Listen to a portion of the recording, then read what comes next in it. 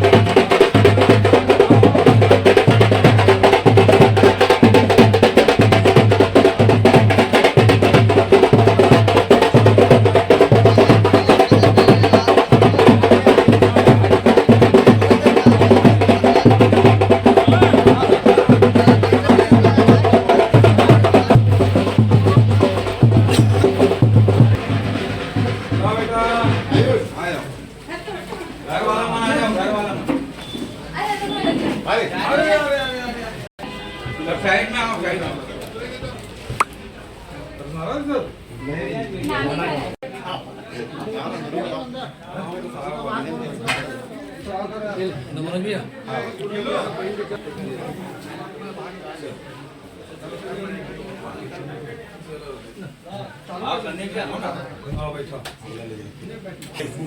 चलो कल हो गई भी है, दो तीन दिन में हो जाएगी। चला रोटेशन के हिसाब से कर दो, वाला रक्षित होता है।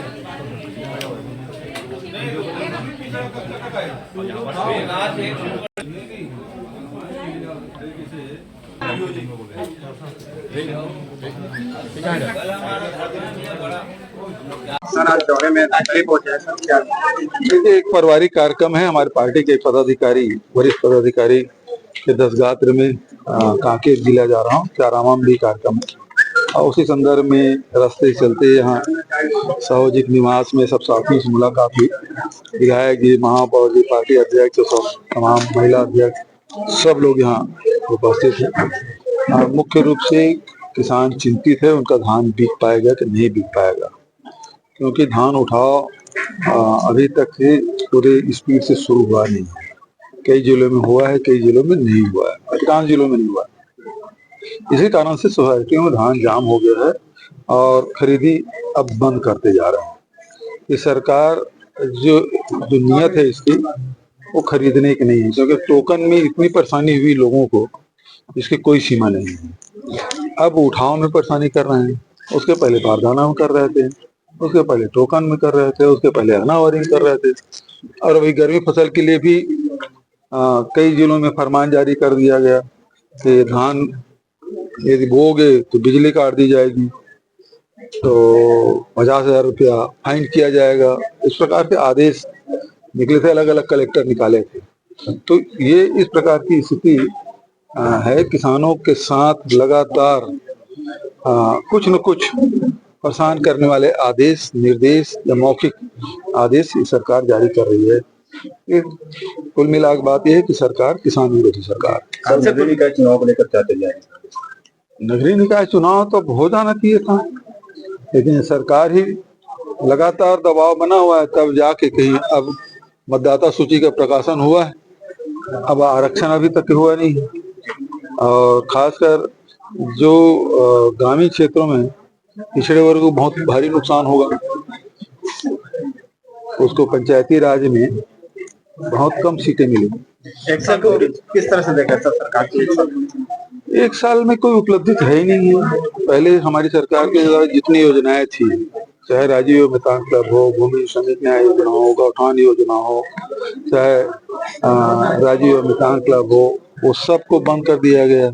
जो आर्थिक रूप से, सामाजिक रूप से, सांस्कृतिक रूप से सब जोड़ने का काम करते थे, वो सब काम बंद हो गया है। अब बिजली बिल मनमाने आ रहा है और स्मार्ट मीटर है तो और आदमी को परेशान करके रखे हैं। और उसके बाद अब देखें कि इसमें धान खरीदी कर रहे हैं तो जितने भी कोदो, कुटकी, रागी या मक्का या सब्जी बाड़ी लगाते थे उनको 10,000 रुपये कर देते थे, वो भी बंद कर दिया गया है। आज इस सरकार के गलत नीतियों के कारण से टमाटर 50 रुपये में खरीदना पड़ रहा है। पिछले इन दिनों में 10 रुपये 20 रुपये मिल जाता था, अब 50 रुपये मिल रहा है। क्यों? क्योंकि जितने भी सब्जी बाड़ी बरसात में लगाते थे अब वो धान लगाना शुरू कर दिए, क्योंकि धान भर में आपको बोनस मिल रहा है। अब बोनस अब 3200 रुपया, ये बोले तो थे कि पंचायत में देंगे, नकदी देंगे, मुफ्त देंगे। अब किसान जो धान बेच चुके हैं उसके मन में शंका है, 3100 मिलेगा कि नहीं मिलेगा, वो चिंता है। और दूसरा जो धान जो नहीं बेच पाए उसको बेचने की चिंता है। तो किसान परेशान है कुल मिला के।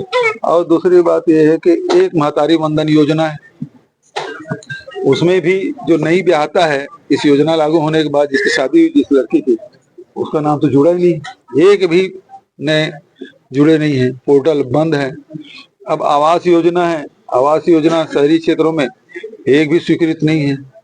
या ग्रामीण क्षेत्र हो या शहरी क्षेत्र, कोई निर्माण कार्य नहीं चल रहा है। तो सरकार तो पूरी तरह नाकाम हुई है। और खास सबसे बड़ी बात है कानून व्यवस्था। विधानसभा सत्र चलने वाले सर, किस तरह से तैयारी चल रही है? ये सब मुद्दे हैं जो विधानसभा में उठाया जाएगा, लेकिन विधायक दल की बैठक होगी, उसमें तय करेंगे कौन सा मुद्दा पहले उठाया जाए। सर, आपके सरकार में महापौर को पार्षदों से चुना जाता है, लेकिन डायरेक्ट किया जा रहा है, इसको लेकर क्या किस प्रकार से? अब उसकी इच्छा, सरकार के उसको डायरेक्ट करा रहे हैं तो डायरेक्ट हो। तो पूर्व विधायक द्वारा कहते हैं दीपक बैज को सड़क के लायक कहा गया, सदन के लायक नहीं।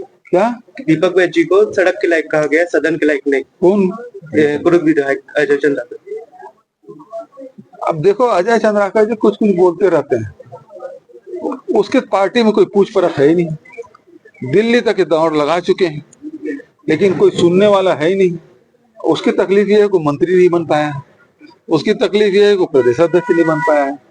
तो उसकी पीड़ा है जो इस प्रकार के बयानों के माध्यम से निकलते रहता है। अभी भी 2 पद खाली है, वो आस में भी है।